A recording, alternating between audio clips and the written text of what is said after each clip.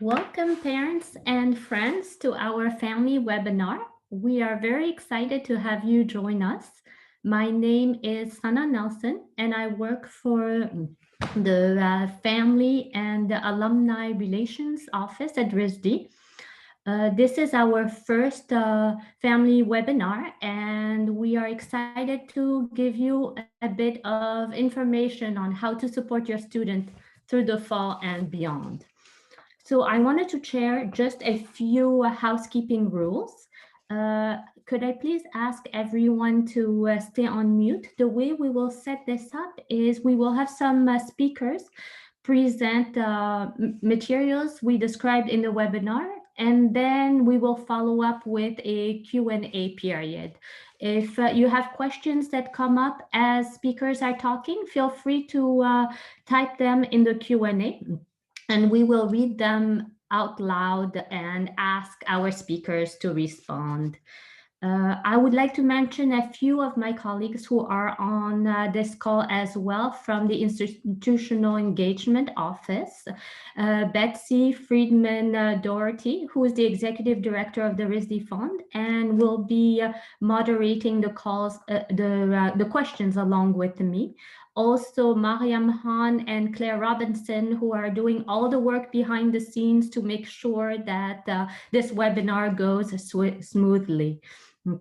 And we have a number of other colleagues also there to be able to answer questions, such as Anu Mishian from Student Affairs. And of course, our speakers, whom I will not introduce because Deb Mankiw will be introducing them. Deb Mankiw is the co-chair of the Families Association Leadership Council, along with her husband, Greg. She is a proud mother of a RISD student who is focused on textiles, Peter, and has been an incredible source of ideas and inspirations for our team as we have built the family programming so far. With no further ado, Deb, would you like to officially start the families webinar? Deb, you're... Oh, sorry. I'd be happy to. Thanks so much, Sana. And thank you all for joining us. As Sana said, this is the first of RISD's series of webinars specifically directed at families. It's part of a recent effort the school has undertaken to expand families programming. I hope you've seen both the family's website and the quarterly newsletters that are part of this effort. And just so you know, joining us on this webinar are over 200 families that are coming from 16 countries. So welcome to you all. As Sana said, I'm co-chair of the Families Association Leadership Council with my husband, Greg. Our son, Peter, is class of 2023 and is majoring in textiles. He's delighted to be back on campus, although he would be the first to admit that there have been some challenges, both expected and unexpected. I hope all of your students are enjoying being back in the studios and adjusting to life at RISD under COVID. Just to give a brief overview of tonight's program, you will be hearing from Barbara LoMonaco, who is the Associate Vice President of Student Affairs, and will discuss support services available to students, including how the campus has adapted for COVID, how students are faring this semester, the programming and events that are available to students, Thanksgiving and holiday break policies, as well as looking ahead to the spring semester. She will be followed on the program by Karen Harris, the internships manager, and Susan Andersen, Associate Director of Career Services, who will speak about the support Career Services offers students and how to prepare for internships. And I am going to turn this over to Barbara.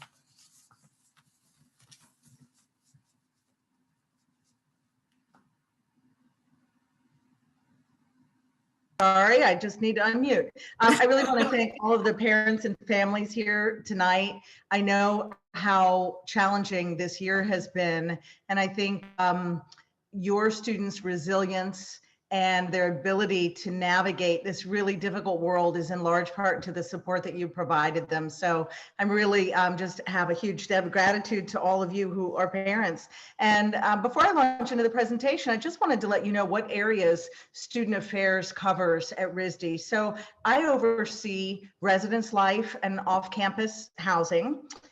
The Center for Student Involvement, and that includes orientation, clubs, organizations, and all of the other opportunities for engagement outside the classroom. Disability support services, counseling and psychological services, health services, the Office of International Student Support, and that really involves all of our work for the legal status of our students and compliance, but also cultural programming and support. The Office of Conduct, and then the Office of Student Support and Administration, and that's just all of the general processing leaves of absence, counseling students about returning from leaves of absence, and then also working with any students who are just struggling with coping and making sure that we connect them to resources. So that's the kind of purview. You can think of Student Affairs as the people who really, we see ourselves as advocates for students and a support source for students. We are their champions, and we really get out of bed every day thinking about ways we can support our student population. So I will share my screen and just move into the presentation. As you can imagine, life is very different at RISD than it used to be. And we spent, from the time we pivoted in March to going remote to the time that we reopened to welcome students again, we really spent every hour of every day of thinking how we could preserve the educational experience of RISD and also the kind of community that RISD is, but still keep the campus safe.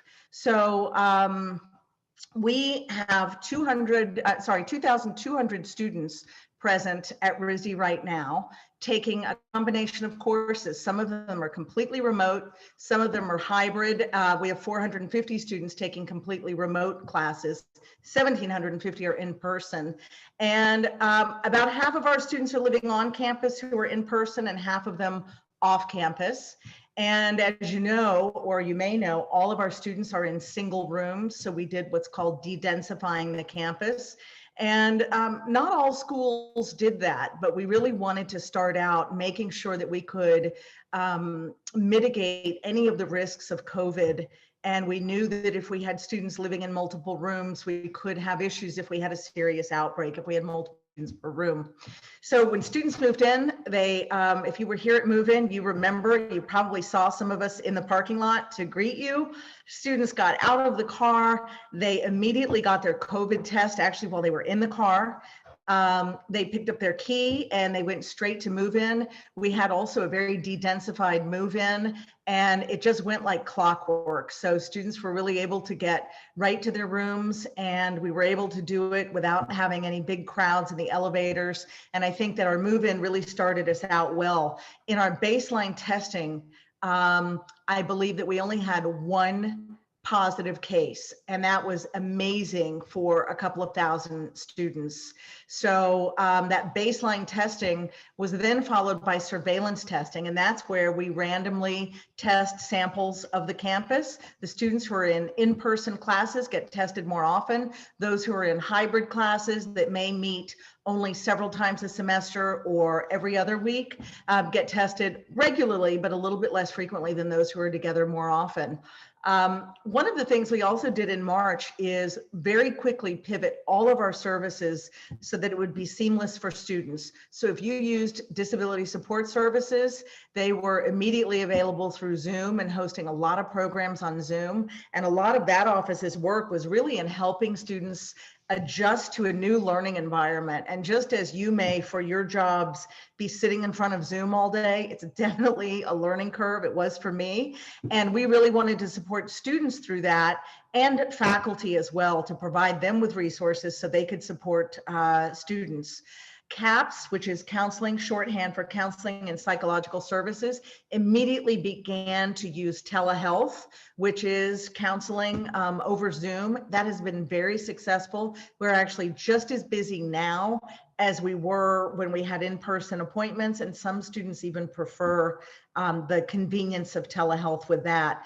And then health services. Health services has been an incredibly important office at RISD, and we'll go into a little bit more detail of that later. But health services pivoted also to telehealth, though we would take appointments that are arranged in advance with only one student visiting at a time. And we've done an enormous amount of work in health services. Everyone basically had to learn new jobs. Every one of us at RISD learned how to cope with college during COVID. And I'm just incredibly proud of the efforts, that's for sure. So one of the things that we knew is that engagement would be really different, and especially for first-year students. You know, coming to college is often this really exciting thing. I always call it the best witness relocation program in the country. Students get to come and dream up who they're going to be. They're away from home. But we were a little bit worried about loneliness and students feeling isolated. As I haven't mentioned yet, students did have to quarantine for 2 weeks upon arrival. The first week would be quarantine. The second week would be still quarantine, but remote classes would start. And so we wanted to come up with ways to really keep students engaged during that first week. So we had meet your neighbor sessions on Zoom. We had residence hall programs left and right so that students could virtually get to know each other. Our fitness classes have become ridiculously popular. Everything from early morning yoga to Tai Chi. Those are heavily enrolled. And we did a lot of social programming just for students to get to know each other virtually. And then at orientation, in addition to orienting students to RISD's campus, we did a lot of public health programming. We wanted to teach students about how we can still be a community. And while we might need to do what's called social distancing, we really can still have a tightly knit community. And I have to tell you, our students, if you read the headlines, I know that you are seeing all the things that have happened in college campuses with huge outbreaks. I really give a nod to our students for helping to keep this campus safe. They are so observant of our public health guidelines. We have not had one serious conduct case since students arrived. We haven't had a huge party we've had to break up. We haven't had a student who was sick infect other people, but because they violated rules. It's really been amazing. Our students are so committed to their work. They want to be in the studios, they want to be making things, and they don't want to jeopardize that. And so when I talk to my colleagues at other schools, I'm really excited and proud to share stories about how observant our community has been.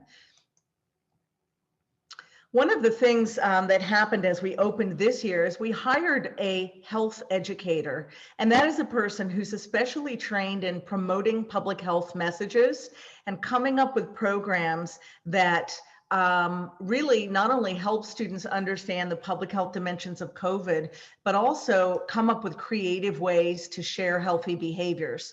And one of the things that we have is a sunny spots map. As you know, our classrooms are very de-densified, and it's not a place that students can gather. So one of the things we did is lease Benefit Street for this semester. And you've probably seen pictures on our website of students setting up easels in the middle of a street that is closed to traffic so that they can be outside. And we wanted to identify for students the green spaces on campus where they could get some sun, sit with their friends in a socially distant manner, and still have that community. And these are also great locations for us to do pop-up events. Pop-up events are just unexpected social or entertainment programs for students. Our Center for Student Involvement we have a green space on campus called RISD Beach. It's not a beach, it's a lawn, but the students call it a beach. We turned it into a pumpkin patch just before Halloween, and students could come and pick up pumpkins. We've had cider donut, cider sorry, donut and cider pop-ups, so that there's just something unexpected as students are walking to class that they can stop, pick up a grab bag of something that's fun. This week, we're just concluding the Great Duck Hunt. We have rubber ducks hidden places on campus, and when students find them, they get really pretty amazing prizes. So those are just some examples. You've read a lot about Thanksgiving break around the country when every single state is worried about large social gatherings.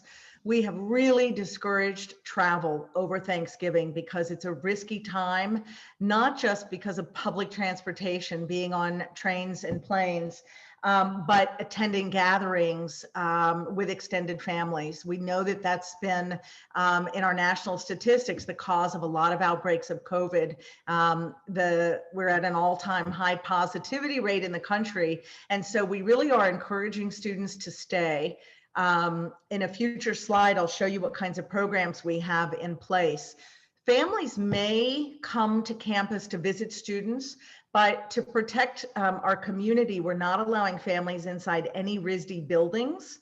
And we really ask that if you do come, you check with the Rhode Island Department of Health. The governor just had a presentation today and said that she may have stricter mandates in place next week. So it might be the case that we go back to phase 1 in Rhode Island, which would mean restaurants wouldn't be open, only takeout. Do check with hotels to make sure that they don't require that you have a negative COVID test. Those really vary according to where you might be staying. And of course, we ask that you're in good health when you come to visit your student.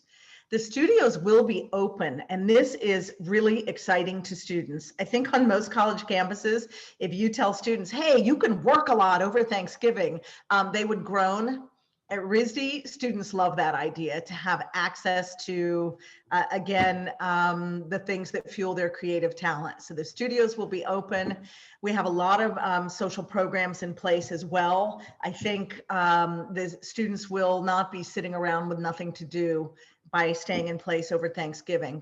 If students do travel, we have asked them to fill out a form with Residence Life that says, I've talked to my faculty members and they know that I'm going to be traveling, and either the faculty have agreed that I can just study remotely for the remainder of the semester, so I'm not coming back, or I'm going to come back and I realize I'll have to quarantine for 14 days. And that means not attending any classes in person. And so we do have a list of students who are either quarantining. To be honest, most that have filled that out, it's not a large number, are just choosing to study remotely for the rest of the semester. And they do have to have permission from faculty if they are interested in doing that.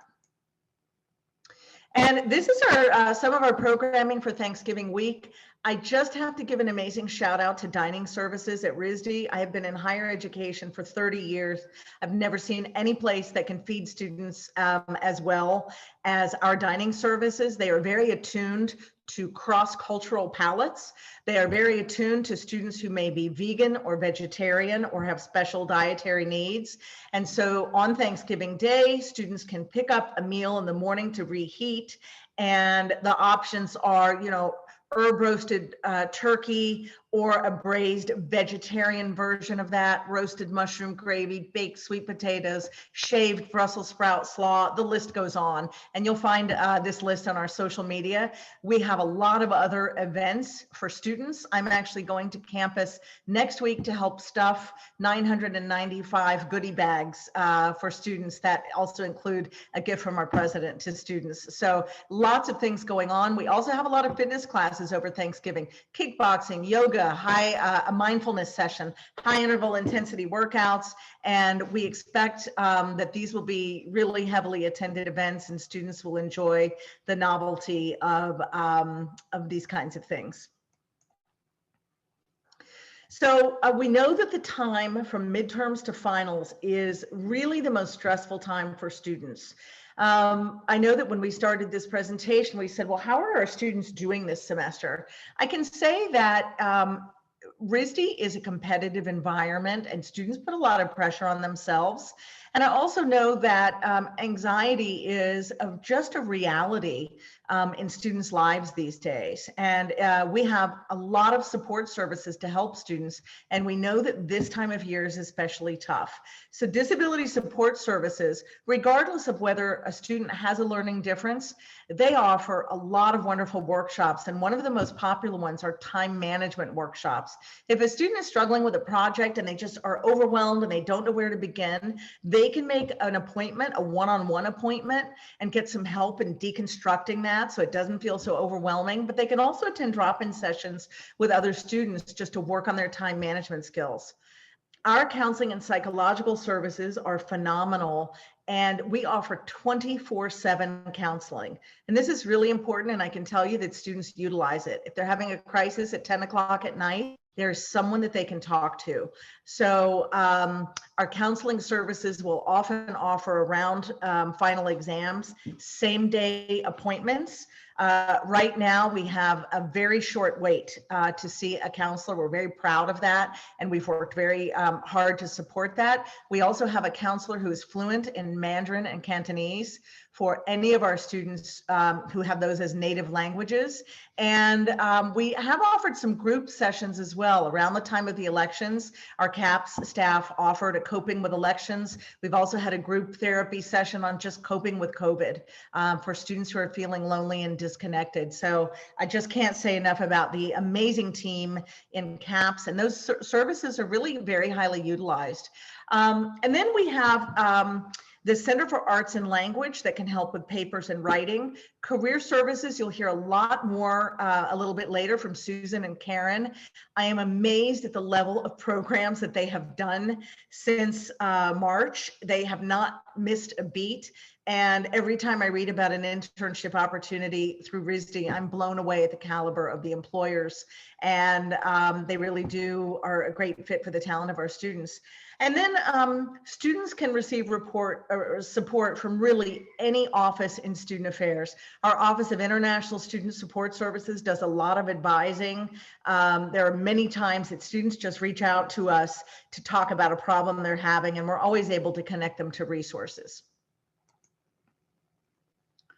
For the holiday break, we have permitted students who cannot travel home or who feel that they really need to be on campus for personal reasons to stay on campus throughout the entire winter break. So our residence halls will close on December 16th. We will have limited campus services available. So we will have some meal boxes that students can purchase, but mostly they will need to cook in their apartments. We will not have the cafeteria open. We always have on-call staff in Student Affairs, so there's always someone who can assist a student, and we also have live-on staff on campus to support students. Winter session courses, and I know that there were some questions. Because I work in Student Affairs, I can't really answer a lot of questions about the academic curriculum, but I can say that winter session courses are online for students with the exception of a couple of workshops, and it's really just a couple. Our reason for that is we knew that flu season would be hitting in the winter, and we really wanted to de-densify once again the campus as students moved into winter session so that we could have a really great baseline for entering spring with a healthy campus population. Winter session will open on Monday, December 28th. Students will follow the same process for winter session that they did when they moved in the fall. They get baseline tested. And I should also say, any students who've decided to go home at Thanksgiving and remain remote can have baseline testing before they go, so they know when they get home, they are COVID negative and they don't have to worry about the health of their family members. So December 28th will be a move-in day. Same procedure, students will get tested, they'll move into the residence halls, and they will quarantine for 2 weeks.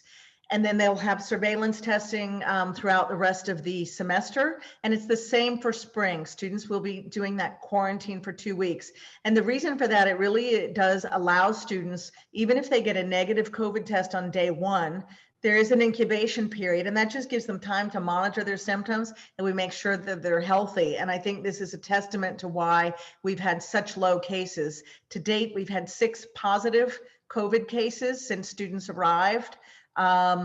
and 8 among the staff. So very, very low numbers for a college of our size.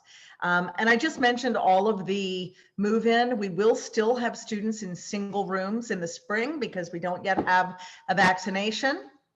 And I think that we'll do a lot of thinking about how things went this semester. We'll get feedback from students on what other things they'd like to see to improve their educational or their out of class experience.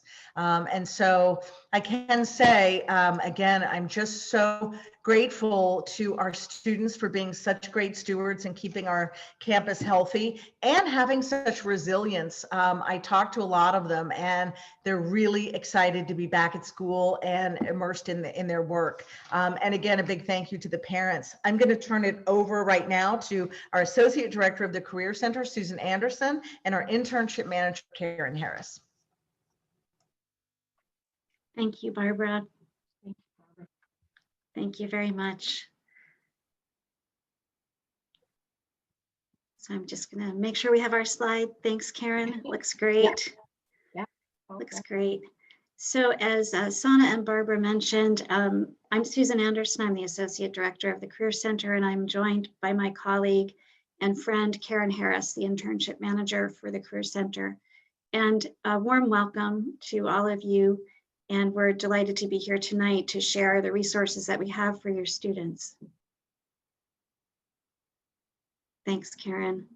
So just as a quick point of reference, careercenter.risd.edu is our website. And it's really the source for so many different types of resources and information that you'll be able to find and your students will be able to find. So I just wanted to kind of run down the things that we offer, generally speaking, and we'll speak to some of the details too this evening as well. So a lot of our work actually focuses on individual career advising. Students can make appointments with us. We have a staff of 8 and 6 of us who do advising. So we have a lot of availability. We've actually been really busy this fall, meeting with students for either 30-minute appointments or 60-minute appointments. And not surprisingly, the focus is on their career questions and their professional development. Alongside of our individual advising appointments, we also host 30 programs over the course of the year. And as Barbara mentioned, we're very proud of being able to do that in spite of the initial challenges presented by COVID, but we've had a lot of fun actually transitioning our programs from live experiences to webinars. And in fact, we've recorded a number of them. So those are living on our website for students who weren't able to get to those programs to be able to look at them anytime and listen to them as they do have time. In addition to our webinars, we also have a liaison system with the career advisors in the office. And each of us have a liaison role to the academic departments or to a select number of academic departments. So in that case, we're also working with faculty and or the department heads to find appropriate times to meet with students in studio to talk very specifically about the kind of professional concerns, questions, career trajectories for students within a particular academic discipline. We also host a job and internship board called Artworks, which is a password protected job and internship board specifically for the RISD community. So just for students and alumni. I guess I would say one of the most important things that we do is to provide guidance not only around career generally, but especially around internship experiences for students. And that's really Karen's role, and she'll speak to you about that in a minute. Our work on internships is both sort of student-facing and we work with the academic departments as well in internships, but we are also very much employer-facing. So one of the advantages I think that your students can gain from working with our office is insight around kind of the employer point of view about what they're looking for in applicants and how students can really position themselves to be strong applicants to the companies and organizations, firms and studios that they'd like to work for. In addition to internships and jobs, we also have our colleague Lisa Kramer, who is the specialist on Fulbright, as well as grants and residencies and fellowships. So especially for students in the fine arts area, not exclusively, but often it's fine art students that are interested in these types of things, and we advise and provide a lot of guidance with those students with those interests. And then, as I mentioned, what you're seeing on the screen to the left is the homepage of our website, and all of the resources that are listed here can be found on the website. So that's examples of resumes and cover letters, for instance, plus a tutorial, a webinar tutorial that our colleague Scott Malloy recorded earlier in the year to really guide students who may be unfamiliar with writing a resume or a CV, or even if they've have done that as high school students and are now looking to improve and refine their resumes now that they're in college. We provide that guidance, and Scott's webinar is actually really terrific in terms of on-demand availability, anytime, day or night, we say. We also have a web tutorial on how to put together a demo reel for those who are working in film animation and video or motion graphics, as well as more traditional portfolios. We do programming all about networking because, of course, that's really essential insofar as making connections to internships and jobs and other kinds of creative opportunities. We do a program on interviewing. As I mentioned, Lisa, our Fulbright manager, does very specifically one-on-one advising around Fulbright. Same goes for grants and residencies.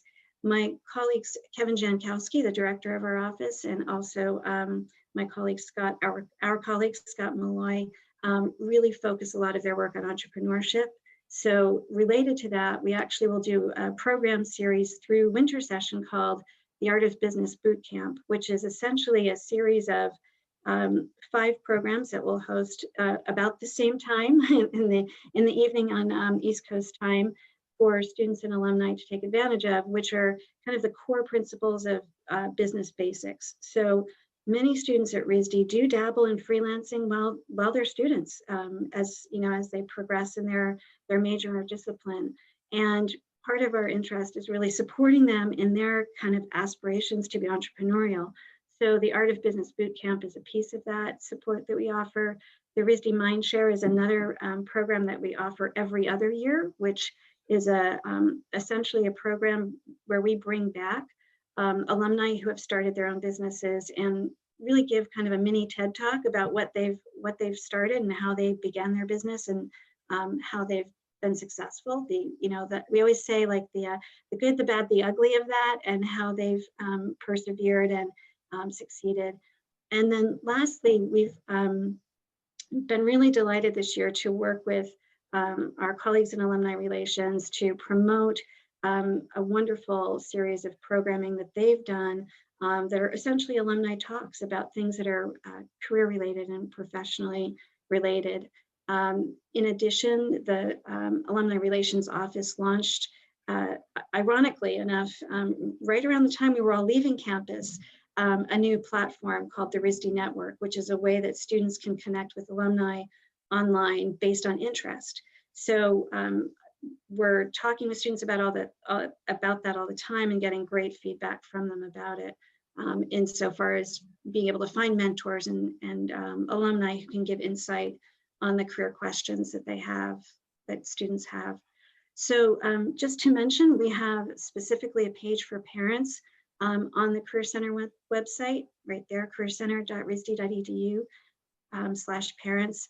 The photo you're seeing there is all of our staff joyfully, literally jumping for joy because we've just finished one of our big spring programs, the Design Portfolio Review.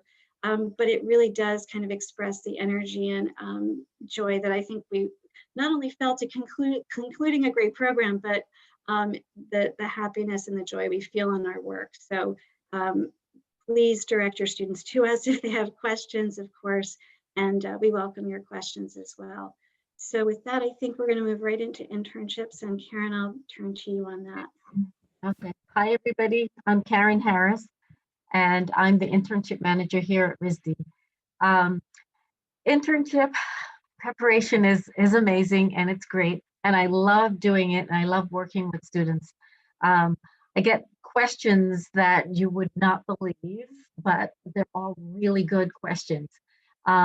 So the way that we work with internship at RISD is we try to make a central place for all the internship registration to happen, and that's at the Career Center. And we actually manage, working with all the different departments so that a student's internship can be registered in one place and everybody can know what's happening. And also knowing that we have the job board for it, so it's a good place for it to start. So we start preparing students in the fall for their internship experience. And the way that we do that is we try to create program and situations for them to get ready for winter session or summer internship. Focusing on winter session and summer is very good for us because we know, like, especially this year, knowing that it's going to be remote. So we started programming right away when the semester started. And for summer, many of the companies that come, they actually have early deadlines. So we try to get the students ready. And the way that we do that is we actually work with our programs. So of course we do the one-on-one appointments and we do drop-ins all the time. But we started out with internship prep to connect, which we're preparing the students to go to one of our big signature internship event. And then it opens up with the internship stories from the summer. So we have a group of students that come in and they actually give like testimonial about how did they find the internship, what was the challenge in finding it, what was the experience like. And I mean, we really believe that this experience of having an internship is so amazing that any internship is a good internship. So if they go to a situation and it's the wrong thing, it's good. When they finish RISD, they won't be looking for that opportunity. They'll know that they've done it and it's not the right fit for them. So like they want to live in New York and all of a sudden they find out they can't be in New York. So this year, of course, it being COVID, the students had to be flexible in what they're doing, and they also had to do things a little differently because of COVID. It was all remote. So I was so proud when I heard the stories from the students of how they adjusted with their employer. So we do advising meetings with the students one-on-one, as I had mentioned. And then our big signature event, which took place in October, which, as Susan was talking about that photo with us jumping, we were virtually jumping this year because it was totally different for us, and we had to like figure out how to do this thing. I mean, Barbara was talking about us all having to create these new jobs that we had to figure out because it's new. So on October 28th, we had 60 companies that joined us on the virtual interviewing 10-minute session about internships, telling students about their internships. And that was a one-on-one 10-minute appointment for all students. So we had 300 students actually register for that. And with 10 minutes interviewing, that totaled out to being about 1,000 interviews. So we were really, really happy. And we've been getting wonderful emails from the employers telling us that they were surprised. They didn't think it was going to work, but it worked really well. So we're pretty happy about that. So for the fall and spring semester, in the Career Center, we, as Susan had mentioned, we all have a liaison relationship with all the departments. So we go into each department and, like if it's sculpture, Scott would go in there and create a presentation for sculpture opportunities, or if it was for industrial design, we would go in there and talk about how do you find a job or an internship in those industries. So we try to be very specific when we're working with each discipline. So we are very connected to all the departments. I was just recently in the industrial design department. They also had their own internship story where the industrial designers talk to their student peers about what they experienced. And then I told them, I introduced the Career Center and internships to them. So we're always there to support students. So we know that when students are looking for an internship, they usually have a lot of questions, and you as parents would have questions too. We'd love for you to direct them to our website. We created this one section of our website, the FAQs for students, and it talks about the value of an internship. It talks about the guidelines for remote internship. It talks about requirements, credits or non-credit. It's very detailed in some of the things, the questions that a student would have. Even for international students, it's also the questions are there too. And some of you may be employers or maybe designers or either alums. We also have a section on our website for employers that have questions about internship. And this is really important because it talks about how do you build a successful internship from the perspective of a design or a fine arts internship or a creative internship. So we give some explanation there for you. And also we give you some guidelines for this remote internship, because I know it's very different right now for a lot of people to think about that. So here is actually that website here that you can actually go in and read about all of that. And then on that page too is information for employers on how to register your job or internship. So if you are a parent or you know of other people that are creative and they actually have opportunities to offer RISD students, please just guide them right here and, you know, have them, you know, read the information and then post the job. And we will be really happy about that. So part of the FAQs that I think is important to kind of remind you as parents so you can help your students get organized. You know, I mean, because usually organizing is the number one thing, and then it's everything else is easy. So the deadlines, they're coming up. Winter session is a 5-week period. And I want you to know for international students or parents, students can do internships in their countries and get credit. It still has to get approved by their department heads, you know, if the experience is creative and it's worth the 3 credits. But I just want to mention that they can do internships wherever they're going. They just have to try and register it before the deadline, okay? We send out a lot of emails all the time reminding students of all of these deadlines as they come up. So we know that summer is coming up, and summer is 12 weeks of internship time period, and it could be in another country. We're hoping that there will be some in-person this summer, but just don't know. But I will say that students were so successful this past summer with actually finding opportunities. You know, in the middle of a pandemic, you know, we had over 235 students that did internships this summer, and they were able to like pivot and do it remotely. So we're really, really happy about that. So I want to mention again, the internships are registered on Artworks. And I'm mentioning this to you as parents because sometimes students will not register their internship, and then after, you know, they try to come back to school and get credits for it, and it doesn't work that way. They have to register before they do the internship and come back to campus. So make sure they know that as well. And also Artworks, of course, is the job board and opportunities board as well. So I'm going to turn it back to Susan. She's going to close us out on what we've been doing. You're unmuted. Thank you. Thank you. I always do that to myself. Well, thank you, Karen. I also wanted to say that I noticed that there are questions that were coming up about internships and such, and we would be happy to answer them once we wrap up. So I've observed them. I just wanted to reassure everybody that I was seeing them. So I think you've probably heard both Karen and me say that we're here to support your students, and that just is an important message that I want to say once again. Really at the heart of our work is the students, and please encourage your student to meet with us if we can be helpful as they're thinking about their next steps professionally speaking. So with that in mind, we do remind your students about our office with frequency.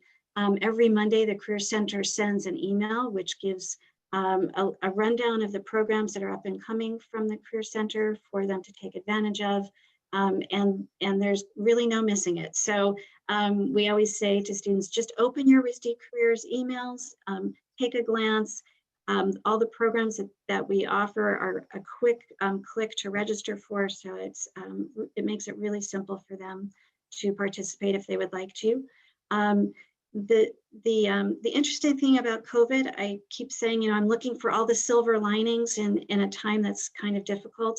And one of the real silver linings for us is that we've had companies like Digitas, like the Estee Lauder companies, like Urban, like Converse, Cartoon Network, Disney, Mice, and others approach us about wanting to host a program for students. So since March, we've been doing this with selected companies, and essentially Karen and I have worked with them to develop essentially a presentation about the company, about their opportunities. Students can join a live webinar presentation, ask their questions, meet designers, meet the talent acquisition or the human resources folks who are presenting, and make a bit of a connection, and then do some follow-up after the fact to introduce themselves further for consideration of their opportunities. So that has gone really, really well. It's been a really nice, surprising kind of outcome of this time. And then we also regularly share information about selected internships, selected jobs through our social media, both Facebook and Instagram, and also through an email blast that we do every other week. So, hopefully as your students are seeing RISD Careers emails, again, they're opening them up and seeing that there's this wealth of opportunity for them when they're ready to take advantage of it. So, yeah. So last, and once again, we encourage students to meet with us. I love this photo. It's, naturally it's Karen there talking with a former student, Jane, who was in the illustration department and graduated last spring. She also worked in our office. And our colleagues in the background, Alan and Scott, in our Career Center space, which we are longing to go back to at some time, hopefully in the coming year, 2021. But nonetheless, students can use this link that you're seeing on the screen to schedule an advising appointment. And again, that's, it can be a 30-minute appointment about any topic. It can be a 60-minute appointment about any topic. And we also have drop-in advising throughout the week too. So students don't have to make appointments. They can simply come into our drop-in hours and meet with us via Zoom. We also have peer advisors that have been trained to meet with students and answer questions that are, specifically about resume, specifically about getting ready for some of our programs and attending.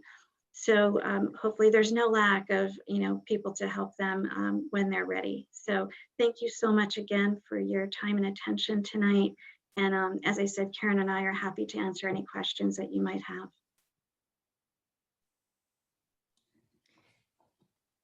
Thank you, Susan. Thank you, Karen, and thank you, Barbara, for giving us some information on how students are doing on campus, and also regarding all the internship preparations available for students so far. I feel like through your discussions and your presentations, you've already been able to answer quite a few questions that have come up in the Q&A, but there's a few more that we would like to maybe focus a bit more on. And I would like maybe to give Karen the first question. I have seen a number of questions pop up on when should my student start an internship? Is it early enough to start the first year? Should it take place later? Also, is winter session a time to start an internship?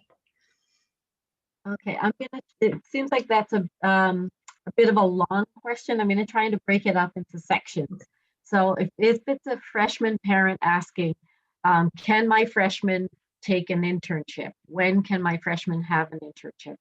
RISD has a policy where freshmen cannot do internships in their first year. And the reason why the policy is there is because the foundation year, you're spent in a whole different division, learning everything about RISD, design, fine arts, and you then decide on your discipline. And then the fall semester, when you're a sophomore, you go into your discipline. So if you wanted to do an internship in the summer, you're kind of in this really strange space. You don't have a department to approve your internship. you know. So we always recommend that students, if you're, like if you're an architect, if you want to go into architecture, you do need to be in the architecture department a little bit to know what it is that you're going to get the credit on.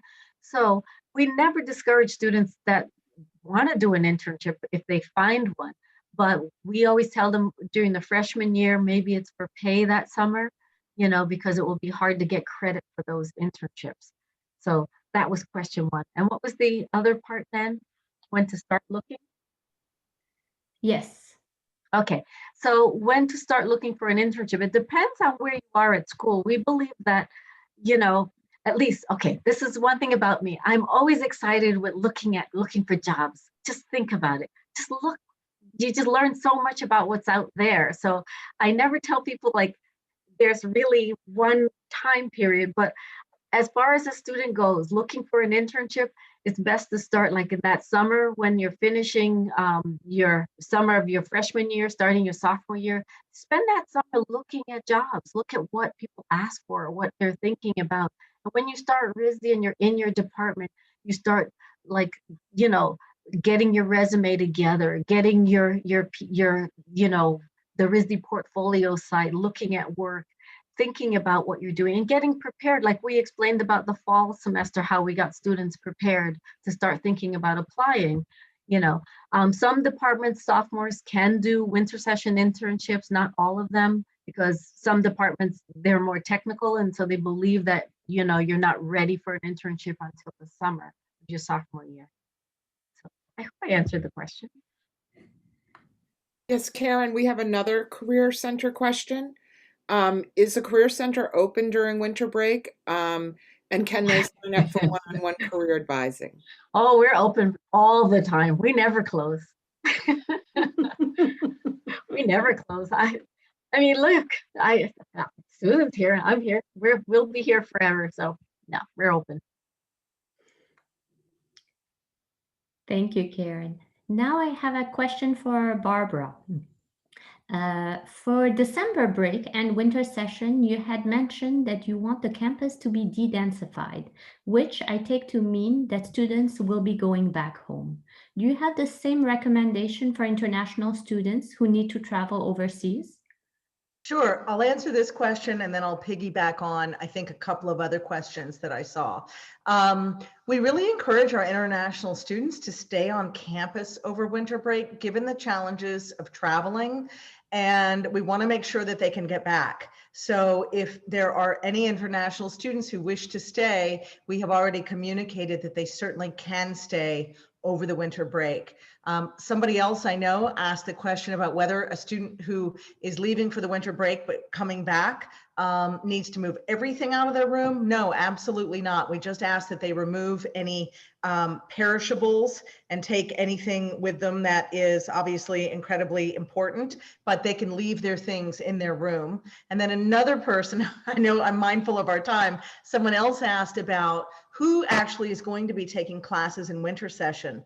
Winter session, as you pointed out, is very de-densified. So we have just a couple of workshops that are available, and those are available to students who either weren't able to be here in the fall and are just doing a very special, tightly circumscribed catch-up work project, or maybe a student working on a thesis completion project. So it's really a very, very light schedule.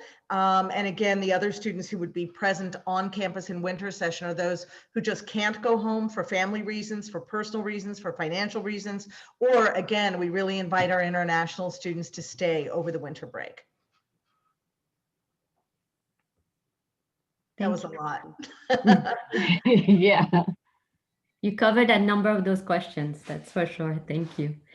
Another question is, my son is interested in submitting work and entering art competitions. Do you have information on those opportunities? I think that's a good question for Susan. You already touched on this a little bit during your presentation.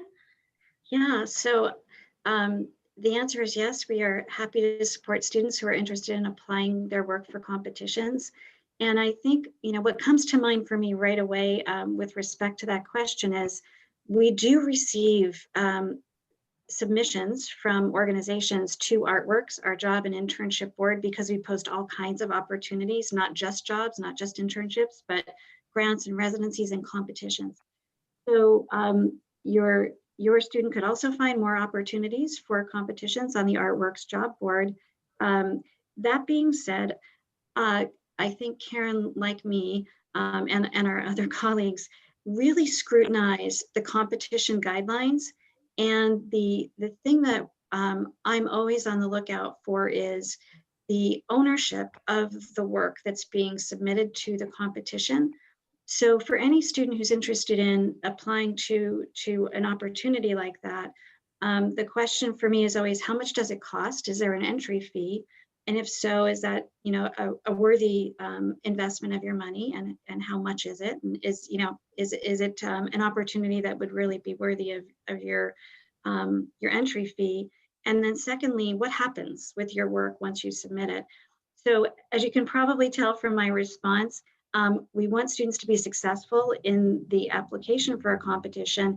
And it on the surface may seem like a very simple, easy thing to do. And in fact, it's not difficult, but the reality is we would want them to just be mindful and aware of the consequences of submitting their work, and their own intellectual property being retained by the student, and not the work submitted and then they don't get it back.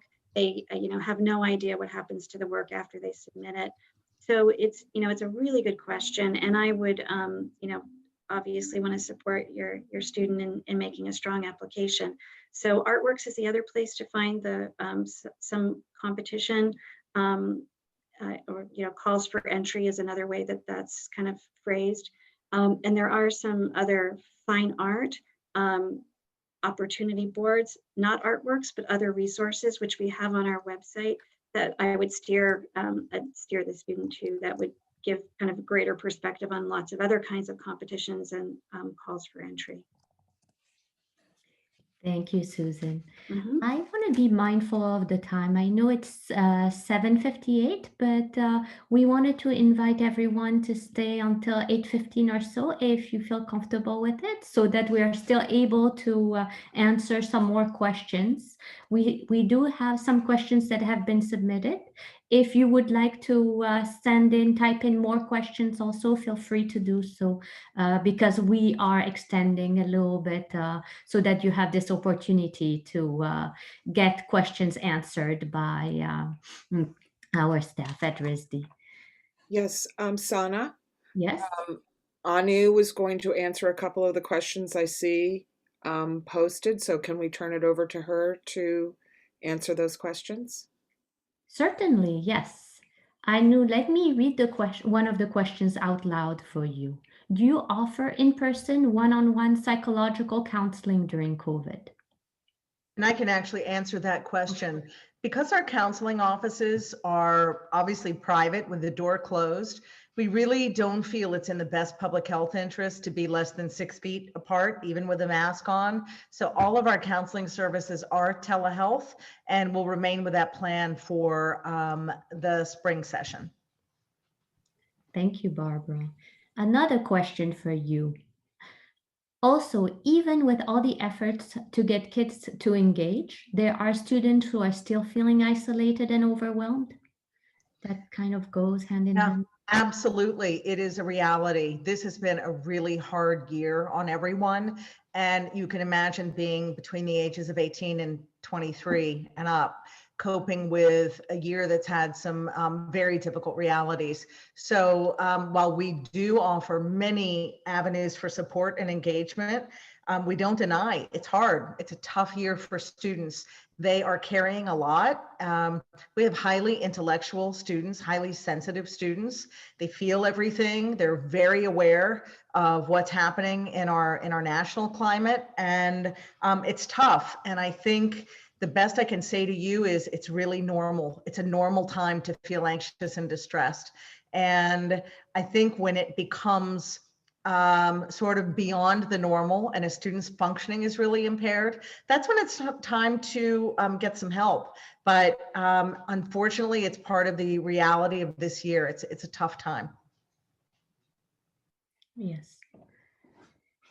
And what about another question about getting tested? Is it possible for students to get tested before returning home for winter break? Yes, we are offering baseline testing. We're really ramping up our testing after Thanksgiving, just because, again, rates in the nation are rising. We really want to stay vigilant, but we are offering baseline testing for all students before they leave campus. Thank you, Barbara. And now a question from Jenny. For the spring semester, are there any plans for more in-person classes? At this point, I don't know if the schedules are finalized for spring, but they're getting close to that, if not. And so we are still going to remain pretty cautious with a combination of remote, hybrid, and in-person classes. And I'm thinking that the ratio will probably stay the same until we see a pretty significant decline in COVID. We feel that this semester has been pretty successful in terms of keeping our community healthy.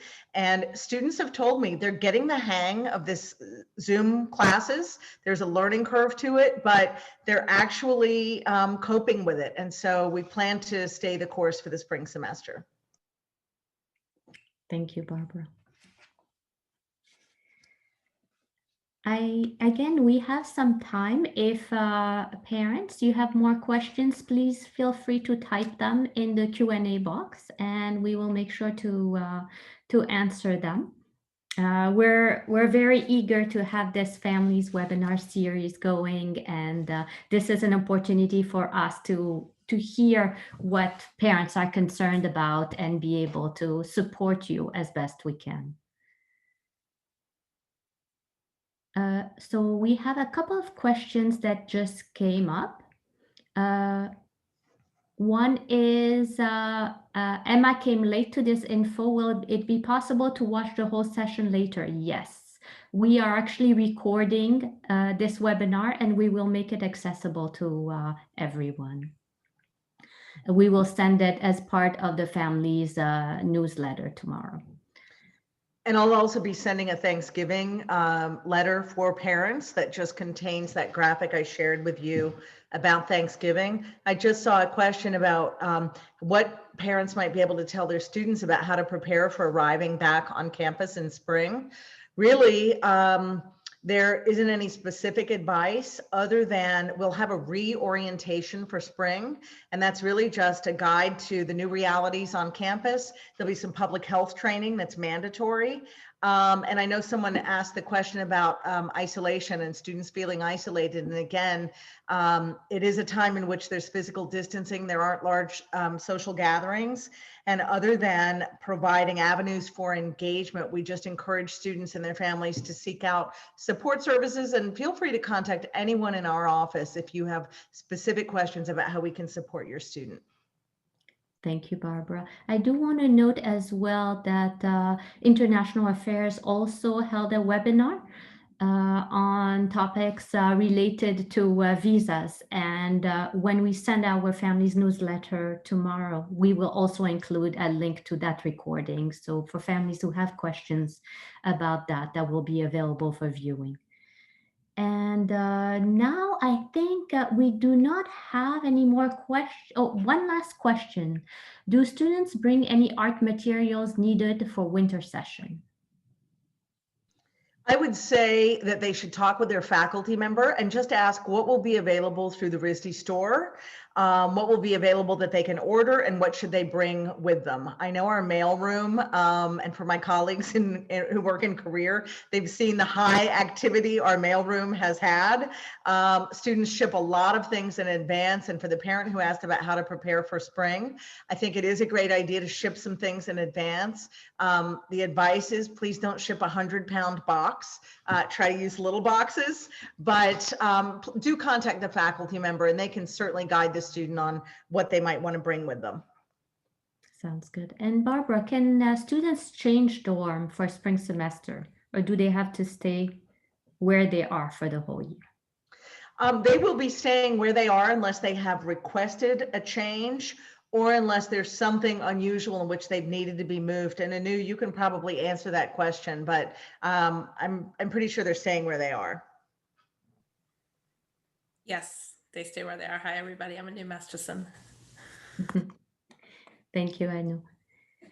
We do have a question as well from a parent. Can you tell us more about grants and fellowships available for graduate schools, not just at RISD? So I think this would be for Susan.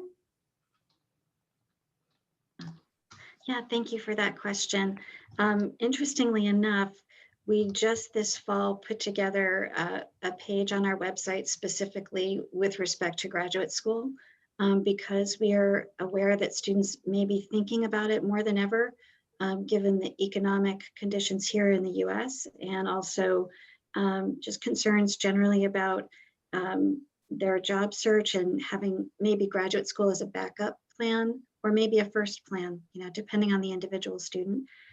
So I will say the information on our grad school page is pretty comprehensive, and actually, not surprisingly, encourages a student to make an appointment with one of the Career Center advisors to discuss their particular situation. So on that page, there are links to general resources for grants, scholarships, and fellowships that would pertain to graduate programs. And that being said, I think, again, depending on the individual student and the types of schools they're considering and programs they're considering, my instinct as the advisor in that case would be to want to take a careful look at those programs with the student and just see what's available through the individual institutions that they're considering. Because naturally, it's time and money, of course, to go to graduate school. It's a big decision to make that choice. So there are many factors, and the cost is among them. I definitely hear that part of your question.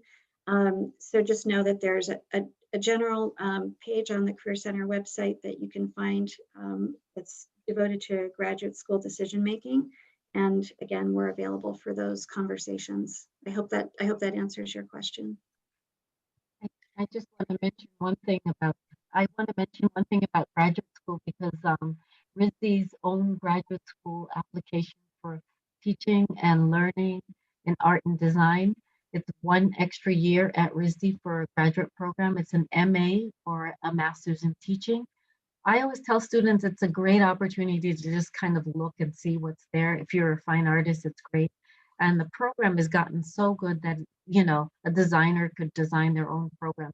But the reason I'm talking about it is because there's some new implications with the financial aid packages that a student comes into RISD with for it to be continued into the 5th year. So I would tell you to please look at teaching and learning.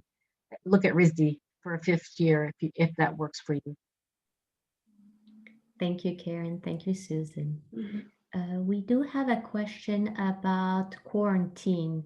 Will the rules for quarantine in the dorms when the students come back for the spring be as strict as they were in the fall? They will. Our students, again, did an amazing job with quarantine.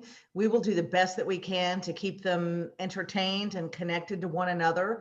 But because our students travel from so many places around the country, they've been on airplanes, they've been on trains, that period of time allows them to monitor their health and make sure that they don't have any symptoms in addition to getting tested. We found that it was really very effective, and one of the reasons that our numbers have been low. What are you doing, Xavier? Thank you, Barbara. We have a last question. I am not sure if this is a question you're able to answer, but I will ask it anyway. How has the faculty handled the distance learning environment? What has been their feedback on their students? I have heard from the deans and from faculty, as an art and design school, teaching in the modalities of hybrid or remote has been a challenge, and our faculty really adapted beautifully to learning new technology. They acknowledge that there are times that students just get zoomed out when you're sitting in front of a camera all day long. There is no way to sugarcoat that, and I think that they've really tried to mix it up. And for the classes that are in person, I have seen them at times on campus, taking their classes outside, teaching under a tent. They've been ridiculously flexible. And, to be honest, we are a community with a lot of design thinking. And it is amazing to see the innovations that faculty have come up with and that students have come up with. But it's certainly hard. It's certainly hard. And again, our students have coped and said, you know, in the first couple of weeks, it was tough. And now it kind of feels like the new normal.